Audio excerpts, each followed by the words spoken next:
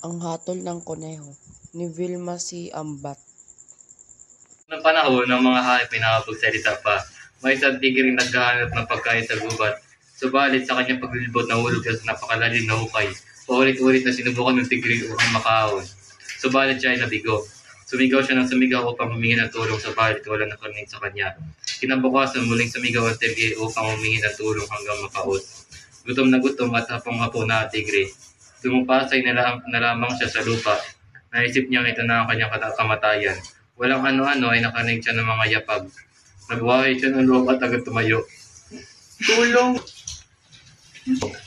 Isang tigre. Sabi ng lalaki habang nakadungaw sa hukay. Pakiusap, tulungan mo akong makalabas dito. Pagmamakawa ng tigre. Kung tutulungan mo ako, hindi kita makakalimutan habang buhay. Naawa ang lalaki sa tigre, subalit naisip niyang baka kainin siya nito. Gusto sana kitang tulungan, subalit nangangamba ako sa maaaring mangyari. Patawad, ipagpapatuloy ko na ang aking paglalakbay. Wika ng lalaki at nagpatuloy sa paglalakad. Sandali, huwag mong isipin yan. Pakiusap ng tigre. Huwag kang mag-alala. Pangako ko, hindi kita sasaktan. Nagmamakaawa ako. Tulungan mo ako. God. Go. Kapag ako ay nakalabas dito, tatanawin ko ang Kapag ako ay nakalabas dito, tatanawin kong malaking utang na loob. Tila labis na nakakaawa ang tigre kaya bumalik ang lalaki upang tulungan ito. Nakahanap siya ng troso dahil niyang ibinaba sa hukay. Gumapang ang tigre sa troso hanggang makaahon sa hukay. Nakita ng tigre ang lalaking tumulong sa kanya. Naglaway ang tigre at naglakad paikot sa lalaki. Sandali, hindi ba nangako ka sa akin na hindi mo ako sasaktan? Ito ba ang paraan mo ng pagpapasalamat at pagtanaw ng utang na loob? Sumbat ng lalaki sa tigre. Wala na akong pakialam sa pangakong iyan dahil nagugutom ako. Hindi ako kumain ng ilang araw. Tugon ng tigre. Sandali. Ang pakiusap ng lalaki. Tanungin natin ang puno ng pino kung tama bang kainin mo ako. Sige, Ang wika ng tigre. pero pagkatapos natin siyang tanungin, kakainin na kita gutom na Ipinaliwanag ng tigre at ng lalaki sa puno ng pino ang nangyari.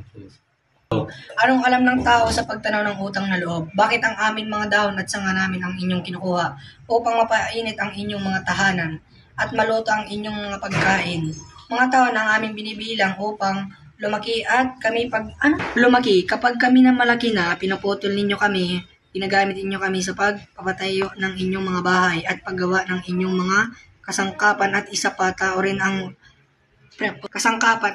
tao rin ang umuhukay ng butas na yan, utang na loob. Huwag ka nang magdalawang isip, tigre. Sige, pawiin mo ang iyong gutom. O ano, masasabi mo doon? Tanong ng tigre habang nananakam at ninungusuhan ng lalaki. Go. Sa mga sandaling iyon ay dumaan ang isang baka. Hintay. Pakiusap ng lalaki. Tanungin natin ang baka sa kanyang hatol. Sumang-ayon ng tigre at ipinaliwanag nila sa baka ang nangyari. Iniling ng dalawa ang opinyon ng baka. Saga ng akin, walang duda sa kung ano-ano ang dapat gawin. Wika ng baka sa tigre. Dapat mo siyang kainin, tignan mo, mula nang kami maisilang, naglilingkod na kami sa mga tao. Kaming mga baka ang nagbubuhat ng mabibigat nilang dalahin. Inaararo namin ang mga bukid upang makapagtanim sila. Subalit ano ang ginagawa nila kapag kami tumatanda? Pinapatay kami at ginagawa kami pagkain. Ginagamit nila ang aming balat sa paggawa ng kung ano-anong bagay. Kaya wag mo na akong tanungin tungkol sa pagtanaw ng utang na loob. Kainin mo na ang taong iyan. Tignan mo, lahat sila ay sumasang-ayon sa akin. Kaya humanda ka na sa iyong kamatayan. Ay, Go.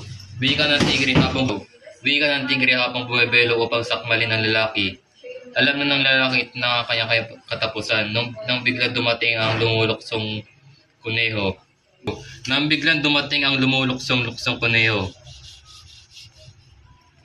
Sandali, tigre, sandali. Sigaw ng lalaki.